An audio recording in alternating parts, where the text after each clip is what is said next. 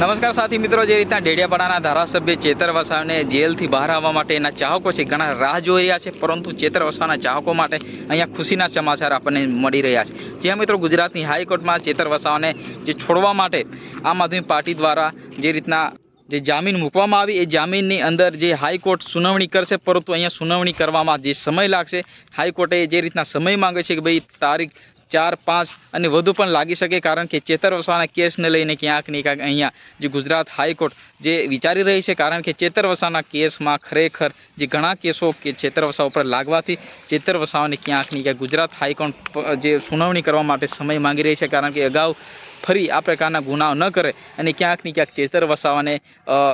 અગાઉના કેસોને લઈને પણ ગુજરાત હાઈકોર્ટ અહીંયા વિચારી રહી છે। ચેતર વસાવા ખરેખર જેલથી બહાર આવશે ત્યારે ચેતર વસાવા જે એમના ઉપર લાગેલા કેસોનો પર્દાફાશ કરશે, કારણ કે ચેતર વસાવાને ક્યાંક ને ક્યાંક ભારતીય જનતા પાર્ટી દ્વારા ફસાવવામાં આવ્યા છે એવા પણ આક્ષેપો લાગી રહ્યા છે, પરંતુ ખરેખર ચેતર વસાવા જેલથી બહાર આવતા જ તમામ જે મુદ્દે આખી ચર્ચા કરશે અને ક્યાંક ને ક્યાંક આમ આદમી પાર્ટી અહીંયા વધુ મજબૂતાઈથી લડશે, કારણ કે ખરેખર આદિવાસી વિસ્તારોમાં ચેતર વસાવાને મજબૂત પકડ બની રહ્યું છે અને ખરેખર આવનારા દિવસોમાં આદિવાસી વિસ્તારમાં આમ આદમી પાર્ટી એ મજબૂત સંગઠન બનાવીને લડશે, કારણ કે આદિવાસી વિસ્તારના લોકો છે ચેતર વસાવાના દીવાના બન્યા છે અને ખરેખર